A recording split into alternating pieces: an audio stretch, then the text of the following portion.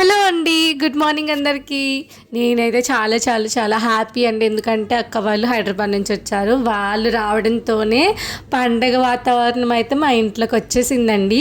వాళ్ళతో పాటు చుట్కీ పాప కూడా వచ్చేసింది. ఇదిగో దీని పేరు రియాన్షిక అనమాట. రెడ్ టీ షర్ట్ వేసుకుంది కదా, తన పేరు తశ్విక. మొత్తం మా పాప వాళ్ళిద్దరు కలిపి మొత్తం హల్చల్ చేసేస్తున్నారు.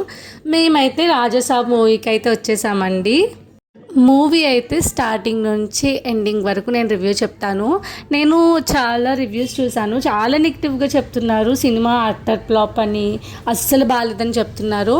అలా ఏం లేదండి. సినిమా మీరు అంటే బ్లాక్ బస్టర్ అని అయితే చెప్పలేను, కానీ సినిమా అయితే బాగుందండి. ఒకసారి చూడొచ్చు, మరీ అంత చెత్తలే లేదు.